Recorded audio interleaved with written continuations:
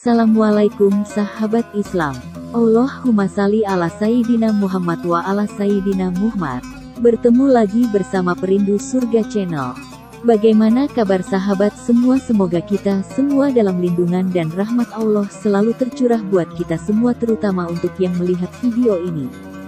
Sahabat Perindu Surga Channel, di antara 25 nabi yang perlu kita ketahui, ada salah satu nabi yang menarik untuk kita ketahui kisahnya, yaitu Nabi Sulaiman dengan segala harta dan kerajaan yang super megah yang Allah berikan kepadanya dan bersama kisah cintanya bersama Ratu Bilqis. Berdasarkan garis keturunannya, sahabat juga pasti tahu kan bahwa Nabi Sulaiman itu adalah anak dari Nabi Daud. Beliau diangkat menjadi raja pengganti ayahnya. Nabi Sulaiman diutus menjadi rasul untuk kaum Bani Israel. Ia dianugerahi ilmu yang tinggi sebagaimana telah difirmankan oleh Allah Subhanahu wa Ta'ala dalam surat An-Naml ayat 16-17. Nabi Sulaiman dapat mengerti bahasa binatang dan juga mampu menjadi pemimpin dari bangsa jin dan manusia yang sangat besar kerajaannya. Dan Sulaiman telah mewarisi Daud, dan dia berkata, "Hai manusia, kami telah diberi pengertian tentang suara burung dan kami diberi segala sesuatu. Sesungguhnya semua ini benar-benar suatu karunia yang nyata." Quran Surat An-Naml ayat 16. Dan dihimpunkan untuk Sulaiman tentaranya dari jin, manusia, dan burung, lalu mereka itu diatur dengan tertib dalam barisan. Quran Surat An-Naml ayat 17. Salah satu kisah tentang Nabi Sulaiman yang cukup populer adalah kisah cinta dan pertemuannya dengan Ratu Bilqis. Ratu Bilqis merupakan pemimpin dari suatu kerajaan besar yang menyembah matahari. Melalui Nabi Sulaiman, Ratu Bilqis akhirnya meyakini kekuasaan Allah Subhanahu wa Ta'ala. Bagaimana kisah selengkapnya? Simak di bawah ini ya sahabat perindu surga. Pada suatu waktu Nabi Sulaiman mengadakan rapat atau semisal apel semua tentara dan pasukannya, dan tak melihat burung hudhud dalam apelnya, dan akan menghukum burung hudhud bila ketidakhadirannya sesuatu kelalaian atau tanpa alasan yang benar.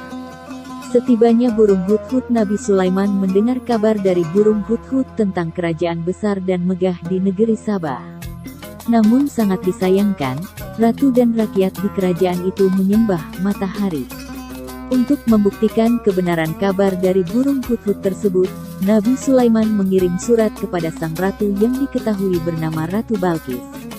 Di dalam suratnya, Nabi Sulaiman mengajak Ratu Bilqis dan rakyatnya untuk mulai menyembah Allah Subhanahu wa Ta'ala. Ratu Bilqis yang menemukan langsung surat itu memberitahukan isi pesannya kepada para pembesar kerajaan. Ia juga bertanya balasan apa yang paling tepat untuk diberikan kepada Nabi Sulaiman.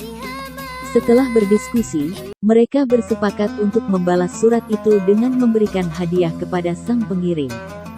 Saat hadiah sampai ke tangannya, Nabi Sulaiman merasa marah.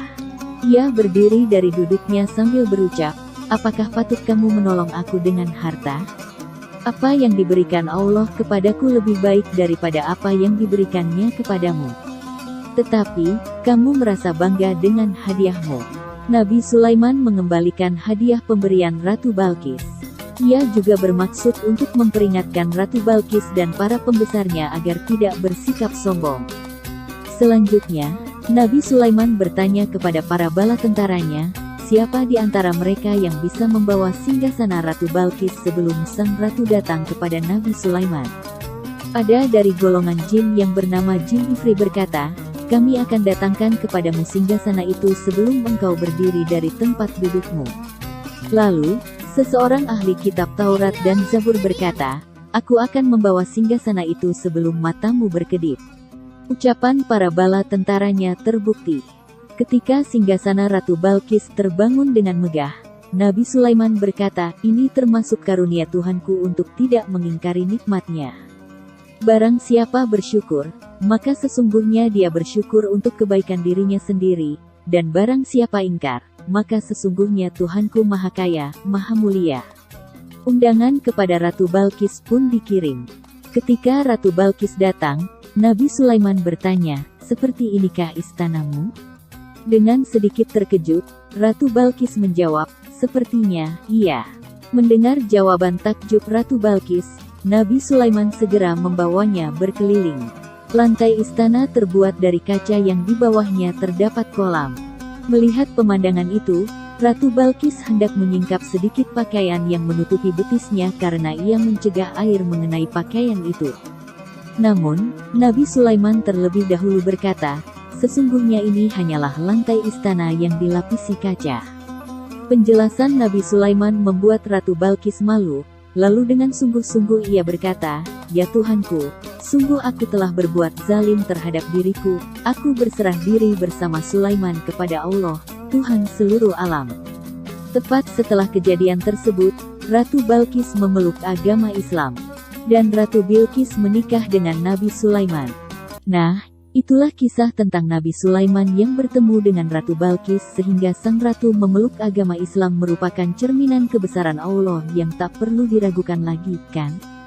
Dan kisah Nabi Sulaiman dan Ratu Balkis tertulis juga di Al-Quran Surat An-Naml ayat 20-44. Nah, itulah sebagian kecil kisah Nabi Sulaiman dan Ratu Balkis. Semoga bermanfaat. Wassalamualaikum warahmatullahi wabarakatuh. Salam Perindu Surga Channel.